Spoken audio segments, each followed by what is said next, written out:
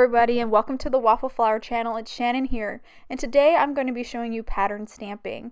I've got 3 sets out here. I'm going to start with the balloon messages set right there. First, I die cut 2 panels. They're 5x7 panels. I used the new Lacy Layer 5x7 dies to cut them. I used the largest die, and on the white one I found the center point. I drew a line down the middle vertically and horizontally and found the center point. You'll need to do this for this technique on either scrap paper or on a panel with pencil and then erase later. I'm going to first do my sentiment, so I'm using the balloon messages stamp set and I'm pulling out "Sending Love Your Way." And I'm going to mount the sentiment in the center. I'm using those lines that I drew to help me kind of make this as close to the center as I possibly can. I need my sentiment to be centered, so when I'm going to set up my MISTI later with stamps on only half and then flip my card over, my panel over, and stamp the other half. Okay, so I got my sentiment all lined up, and I'm going to start with my pink panel, and I'm just using my embossing ink, and then I will emboss this in gold. So I really liked this technique, and so I kind of played around with 2 ideas, and I liked both of the ideas. So I'm showing you both cards today because I have more. I really think this is a really versatile technique for a lot of different mediums. Alright, so I just poured on the gold embossing powder. I'm cleaning up my stamps here and drying them off a little bit with the palm of my hand. And I'm going to use Memento black here and stamp on the center of the white panel.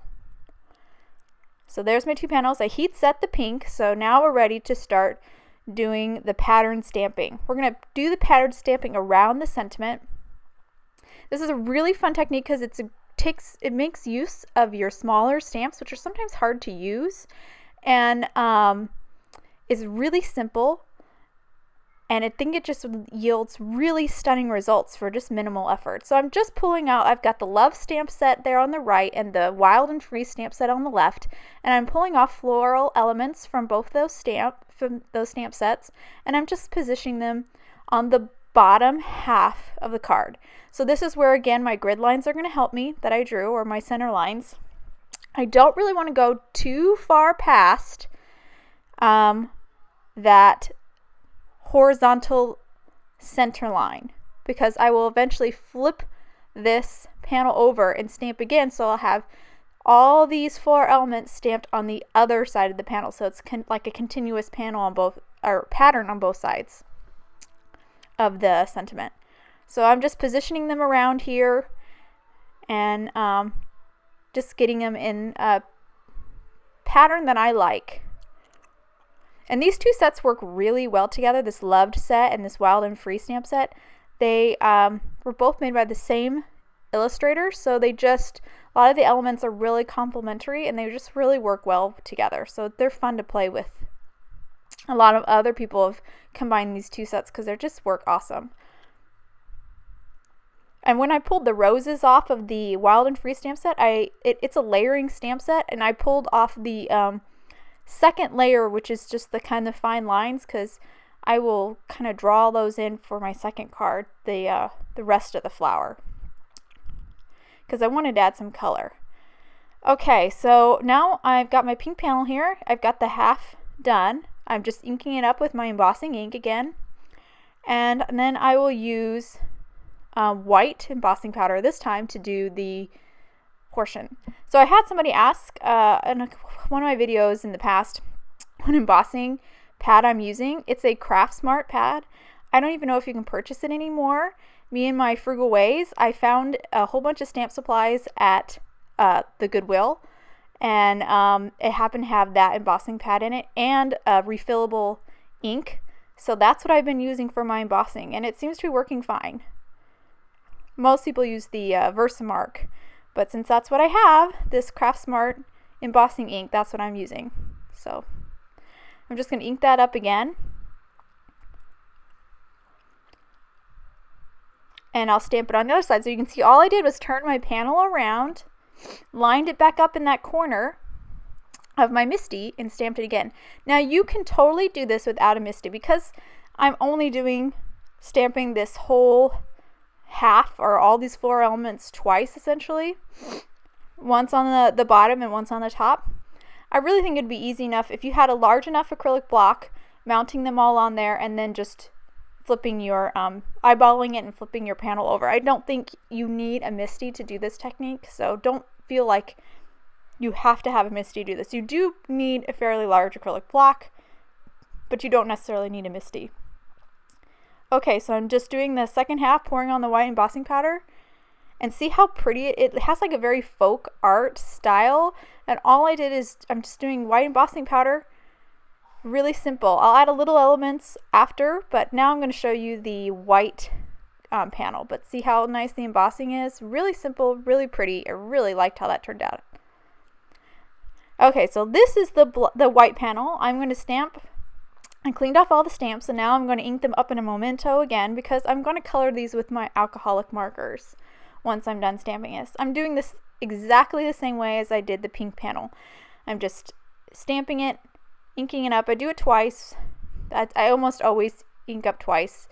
If you decide you need to do this, that's definitely something that the Misty, you could only do with the Misty, if you feel like you need to ink your images up twice, stamp them twice. Okay, and just flipped it over, and I'm doing, or turned it around I should say, and doing the other half and continuing that pattern. And I'll do it one more time, inking it up, and stamp it again. So pretty simple, you know, it's just basic stamping, but arranging it into a pattern and being clever about having to do it on, you know, doing it, flipping it and doing it both sides. So, but I really like how it looks. Okay, so that, now I'm going to show you real quick I've just got a white gel pen. I'm just showing you the details that I'm adding. The stamp set actually has dots that you can stamp on the inside, but I just felt like it was easier to just draw them in with the white gel pen. So that's what I'm doing right now. It's just drawing those elements in, but you could stamp them. You could even stamp them in a different color at this point, maybe like a similar tone, so it's like a little bit darker than the pink. That would look really pretty too, but I'm just making it really simple and just drawing those in really quick with my white gel pen. Doing the centers of the flowers and the kind of berries on some of the sprigs. And then that is done. That is done. All I have to do now is mount that pink panel onto my card base. So my white one, this card is more, so what I'm doing right now is just erasing those lines that I drew. This second panel that I'm going to do, I'm going to color. This is definitely much more work involved in it, but it is, the good thing is it's kind of, I'm doing loose coloring here with my alcoholic markers. I'm being careful not to I'm being careful not to stay exactly in the lines. Isn't that ironic? I'm trying to go, there are a couple images here, some flowers and some leaves that are pretty solid, and there's not a lot of negative space to color. So I'm going to color around them and inside them if I can. And by going around them, they're going to have like a halo of color. And so to keep that consistent with some of my other images, some of the leaves that I'm coloring right now that have more negative space that you can color in, I'm going to continue that look by coloring outside, doing that halo outside of the line. So if you struggle, like me, coloring within the lines on some of your stamped images, embrace it maybe, and do, incorporate that into your look, especially with something where you're combining images that are more solid images and other images that have more open space for coloring. This might be a good technique to color outside of the lines. And you'll see it better here when I'm all done. So here right there is some leaves that I'm coloring. I'm going right over the leaves and going over the stem and around the leaves to just add some color, because otherwise this should just be basically black. But with that little bit of green, it kind of pops it up, and it's almost like adding a shadow, but not like a gray, which is what we typically do when we add shadows. And I'm even going to go in with two colors here and go back over that lighter shade with a darker green just to add a little bit of a gradation, kind of like what I did with the more open leaves, the leaves that are from the Wild and Free stamp set that are right above the sending and underneath the your way. So if there's some more, just going right over the black lines, the stamped lines with my alcohol markers. Now these alcohol markers, these are not Copic markers. I'm trying out some new markers. They're Ohuhu. I think I'm pronouncing that right. It's OHUHU. They were really reasonable. I got 80 for $40 on Amazon, so I'm giving these a try. I'm not ready to give them a review yet because this is the first time I've ever played with them and I'd like to try them out more. But on first use, they do not have a brush tip. They have kind of a fine tip and a chiseled tip. So that's the only downside. And as far as I know, you can't refill them. So I think that's another downside. But I couldn't resist 80 markers for $40. I just couldn't. So I'm giving these a try. If you guys seem really interested in a review about these, just, leave a comment. Maybe I'll make a video that talks more about these markers. Okay, and now I'm just finishing up some of the flowers here. So you can see those primarily black flowers. I had to color around them and on the inside, and that really does kind of make them appear yellow. And then the roses, they're from the Wild and Free stamp set. Now those roses are layered, the pink and peach flowers. They are a layering, so they actually have like a stamp that goes with them that is more solid. But I just wanted to stick with my markers, and I just freehand colored around to make to complete that rose look. And now I'm just finishing up with adding some darker tones to the rose. I did 2 tones on the rose, a lighter tone, and then I went over with a darker tone to make some shadows and add some depth. And now I'm just completing the berries. So even though this was a lot of coloring, it didn't take too long, and because I wasn't so concerned about staying within the lines, I didn't stress about messing up. So that was nice. I really enjoyed just coloring these flowers and all the floral elements. I thought it was really fun. And again, this has like a kind of a folky art feel again too, which I just love. And I think that's about just adding some darker tones. And that's about it. So that's all colored.